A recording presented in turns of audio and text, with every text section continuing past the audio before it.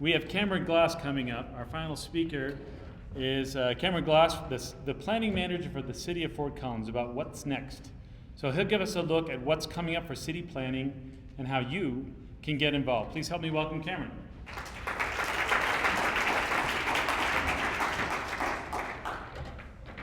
Well, we have an amazing community that was built, frankly, by incredible choices. Definitely not by chance. We're on just about every top 10 list, but it really wasn't always that way. We've really had a planning program that's evolved over time. This is our first comprehensive plan.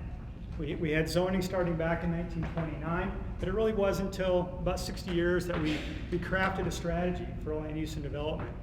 So when you look at this image here to the lower right, you think of riding your bike down the Poudre River Trail, an amazing environment. But when this plan was actually created, the notion was that was actually going to be a highway. You think of the foothills, the beautiful backdrop, you think of Hughes Stadium, going down Overland Trail. Could you imagine that was a highway? And that's what this plan showed as well. So it's about good decision making.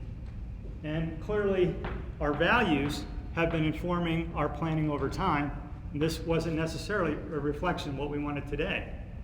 So fast forward till the 90s. And I look at some of the people in the audience who were involved in the creation of City Plan.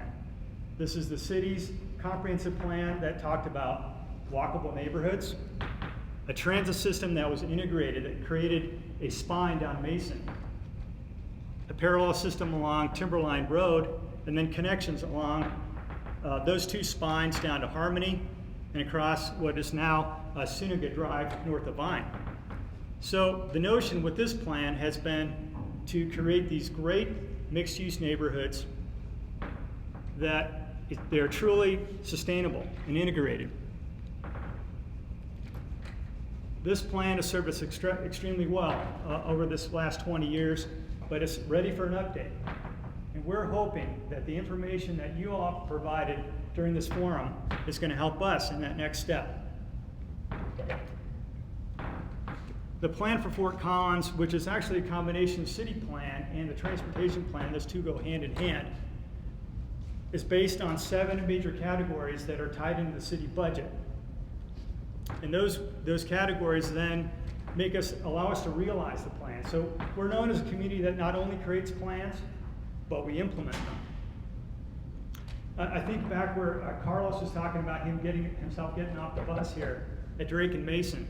So this picture was taken about 5 years ago as part of the city plan update. And we know that today we now have a max transit stop.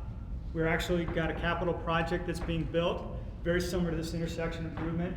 And we've been talking to a developer on the former Kmart site. You can see there in the background, this is a simulation from several years ago that would maybe make this a reality.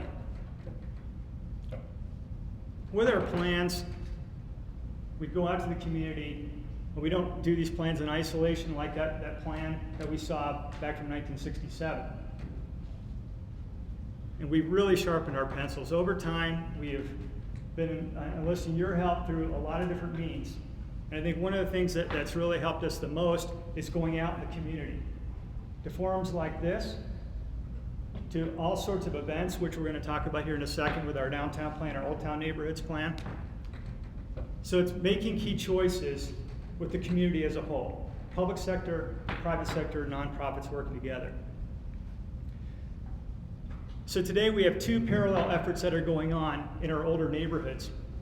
We have a plan that's just started a couple months ago for an update to the downtown area, and also our historic neighborhoods flanking on the east side and the west side of downtown. We call them the Old Town neighborhoods.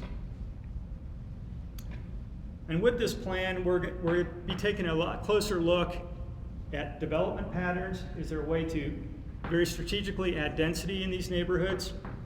How do we address some of the deficiencies in roadways like Shields and Mulberry along Remington? How do we retain the qualities that people love so much about these neighborhoods? So we're actually through the first phase of that project, And this is our web page. It's planning/OTNP.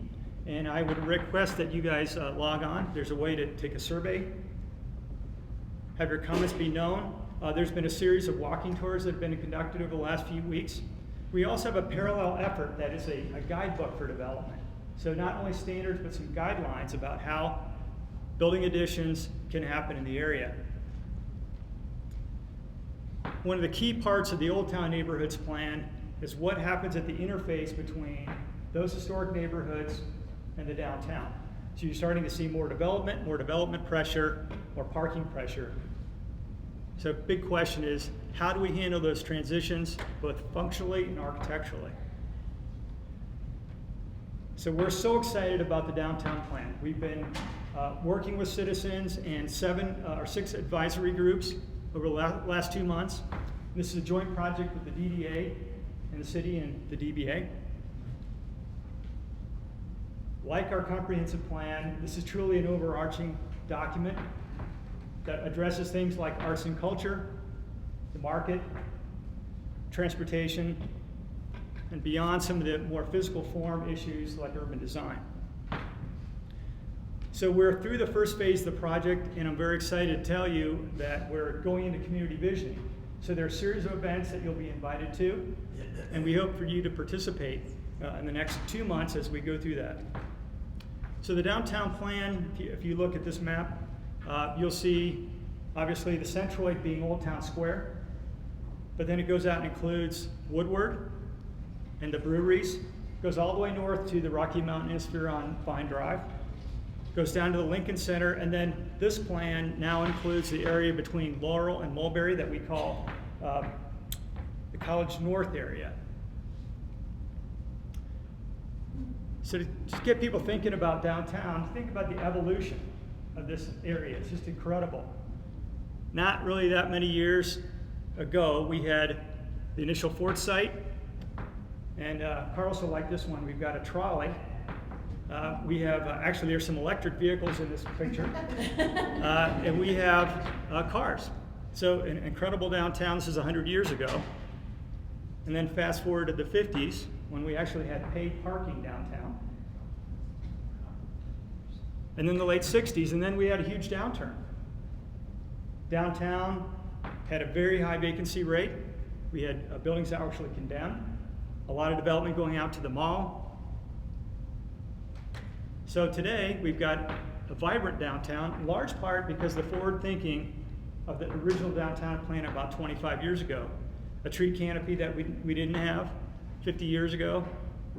So a big question for you all is, what's the next step in the downtown's evolution over the next 20 years?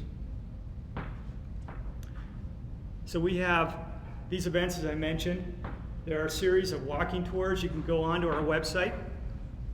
On the 9th and 10th, we're going to be going through some of these sub-districts of the downtown. We'd welcome you to join us. And then very exciting, on July 13th at the Lincoln Center, we'll be having a speaker from Denver who's worked all over the nation, and also in a few other countries, looking at downtown specifically, and looking at market trends and how those market trends relate to what's happening here in Fort Collins. Here's the link to our website for Downtown Plan. And I'd like you to take a look.